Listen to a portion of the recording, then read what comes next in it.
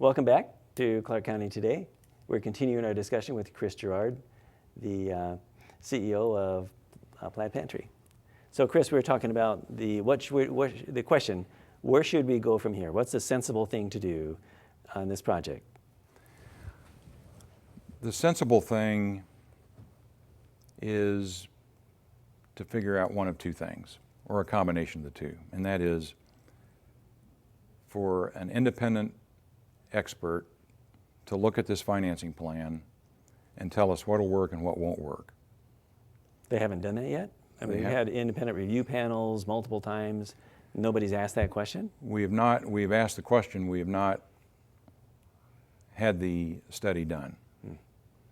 And I think it's relatively cheap insurance to be sure before we get committed to construction to figure out what this money flow is going to look like, because I can say with really high degree of certainty it's not going to look like this. We should know what this is going to look like. Sure. And then you size the project to what you can afford to pay. Which makes sense. If only the projects, the way government conducts projects, would be as sensible as business. I expect that those multiple stores that you have, that there is a plan behind that before you built a store. You know what the store design was going to be, where your financing is going to be, and it was going to be a measure that paid off in the end. Hopefully, most of them do. But you're exactly right. And I think where this happens, and I've thought for quite a while where it's going to happen, is in the legislature.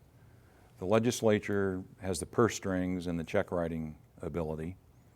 And we have a lot of very bright legislators who have not had this information. Now, you've presented this to a number of legislatures, representatives. How have they received it? There's a learning curve, and a lot of them are getting it. They're understanding that they need to ask these questions, and we're asking them to ask the questions for us.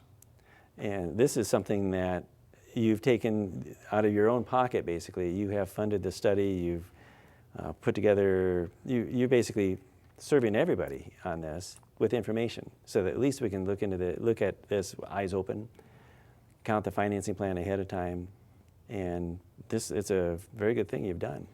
Well, thank you. A lot of people are involved in this, and a lot of people have put time and resources into it. The best resource is actually the governor's independent review panel. It's all laid out there, the questions to ask, and we're encouraging our legislators to ask those questions. Which is great. Certainly it sounds like it's overdue, because they're talking about going to construction within a year or two. And do we have any more answers now than we did back when you first started to ask your questions? Actually, looking at their schedule, which hasn't been updated, it looks to me that they're at least a year behind the last schedule that they posted. So I think we have time for our legislators to have a critical look at the makeup of this plan. Great. And provide some guidance, leadership, and direction on the project. Well, very good. Chris, you've done a good thing.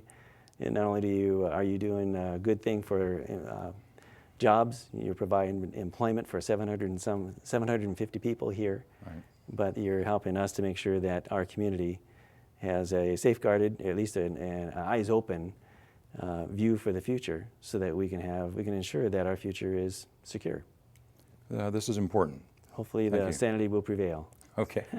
Great. Thank you, Chris. Okay. Thank you. Yep.